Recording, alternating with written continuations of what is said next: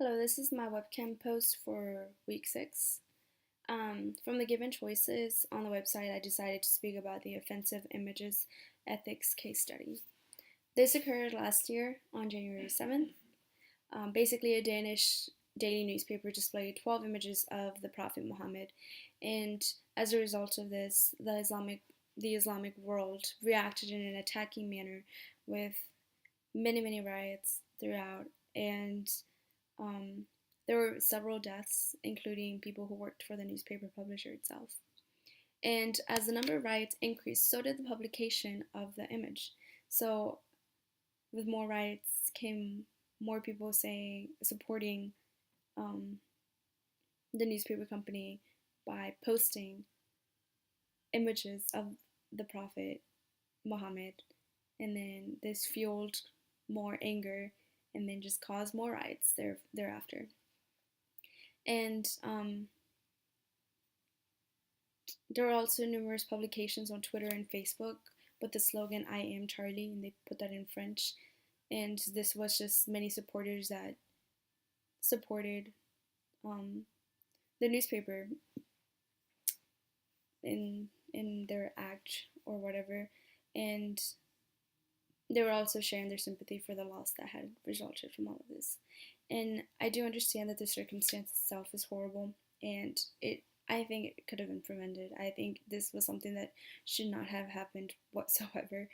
And I do remember when this happened. I also remember thinking, and I'm sorry if this offends anyone, but the thoughts that were running through my head as I was reading the articles and as I was watching the news was, this is stupid.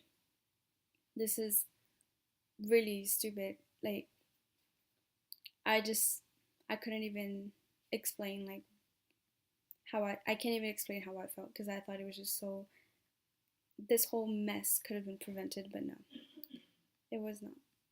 So, in the article, it states, and I quote, "After learning that the author of a children's book on Muhammad couldn't find an illustrator who wasn't afraid of retribution, the newspaper sponsored a contest soliciting depictions of the Prophet."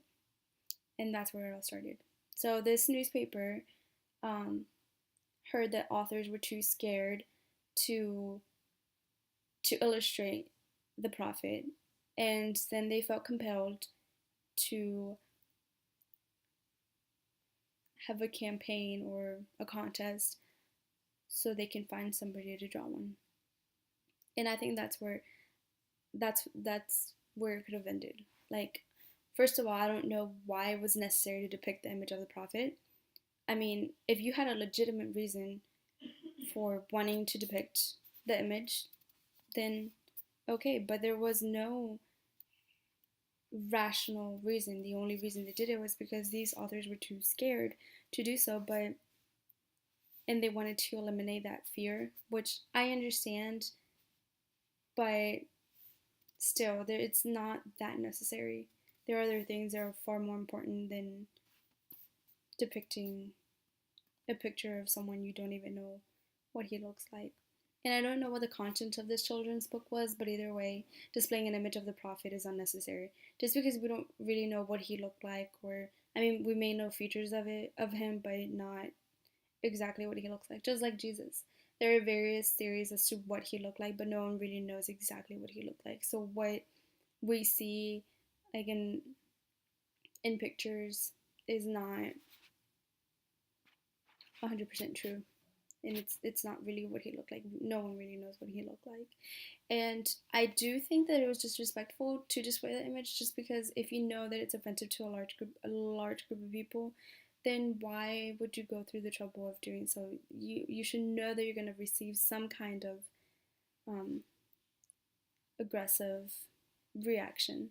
And I'm not saying that fear should keep you from doing it, but it's just there was no legitimate point as to why you needed to depict the image, why it was necessary. I mean, if it's there was just no logical reason as to why the image needed to be displayed, in my opinion. And that's it. Basically, the situation is like somebody walking into a Christian church wearing very offensive things that are satanic or something, and then just saying that you're doing it because you believe in freedom of religion, they should accept you. Like, there's this in Spanish, there's this thing that translates kind of to don't put your nose in where it's not wanted.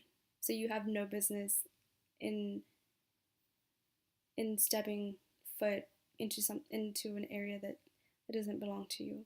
So by wanting to depict the image of the prophet to begin with, it made no sense to me as to why it was so necessary to do so. And yes, I understand that it was so we can fight back against terrorism, but really, who was doing the fighting? I saw many people hashtagging I am Charlie and many supportive images of this, but half of these people didn't really know what was going on. They didn't really know why.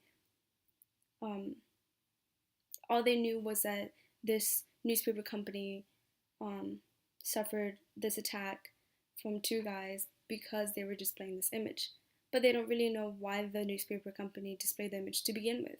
They didn't bother to do that research, and they didn't bother to even understand the reaction of the um, the Islamic world. Um, I think their reaction as well was it was unnecessary as well. I mean, you shouldn't kill people because they were displaying images of the prophet.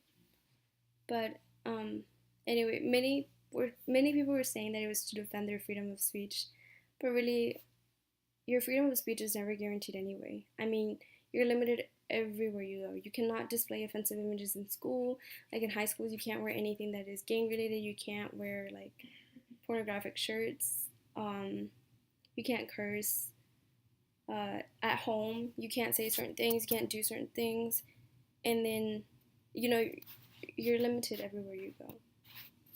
Even though the ideology of freedom is still there. And then out of nowhere, people are saying that terrorists are limiting their freedom of speech and so on and so forth. So that really, I just didn't understand that, because in my opinion, your freedom is always limited. It's always a freedom. It's a limited freedom.